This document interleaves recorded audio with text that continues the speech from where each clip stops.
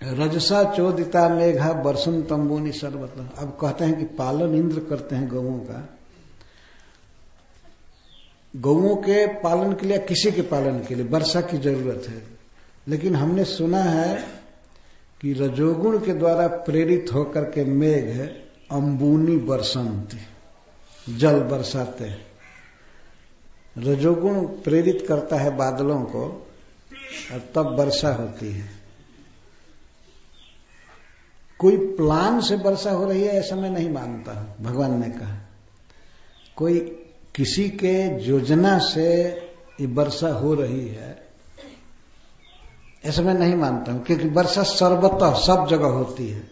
ऐसा भी देखा गया है कि शिला पर और ऊसर पर और समुद्र में भी वर्षा होती है। सर्वतः का ये अर्थ। श्रीधर स्वामी जी लिखते हैं इसकी टीका में, सर्वतः इति समुद्र श्रीलोसरादिषु अपि वृष्टिम दर्शनात् न प्रेक्षावत पूर्वकत्वम वृष्टिरिति भाव। कोई प्लान, कोई योजना है कि यहां वर्षा करनी है, यहां घास होगा, ये होगा, गौएं खाएंगी, किसी के प्लान से वर्षा नहीं होती है। वर्षा होती है रजोगुण के द्वारा।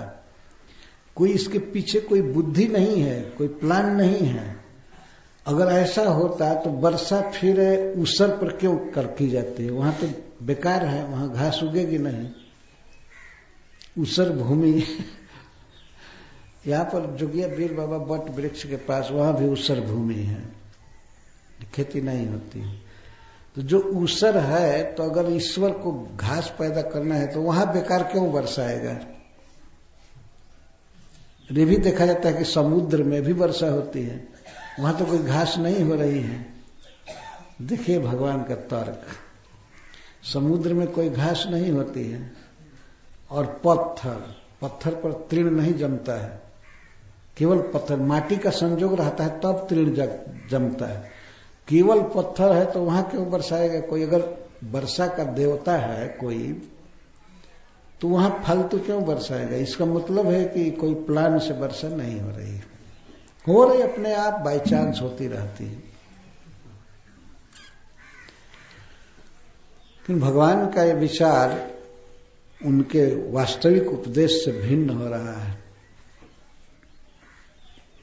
ये तो आसुरी विचार है।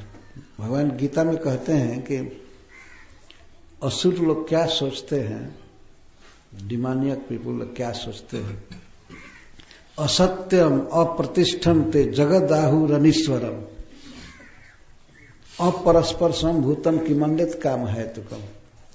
भगवान कहते हैं कि असुर लोग बोलते हैं आपस में, किताबें छापते हैं, प्रवचन करते हैं, क्या कहते हैं?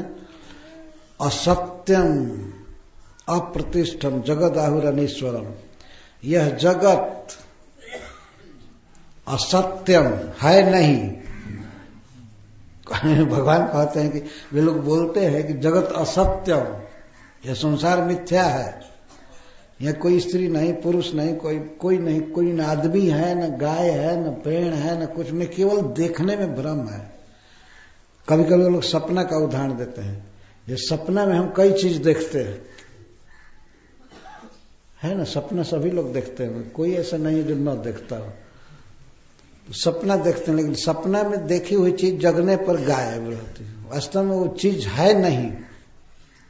तो कुछ लोग तो यहां तक कहते हैं जगत कुछ नहीं, एक सपना है, ये सपना है। तो एक बार बहस हो रही थी तो हमने कहा कि जब जगत सपना है तो आप जो बोल रहे हैं वो भी सपना है ना।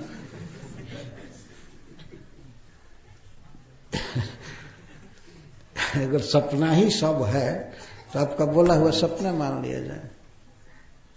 जगत असत्य नहीं है, यह है। हमारी मान्यता असत्य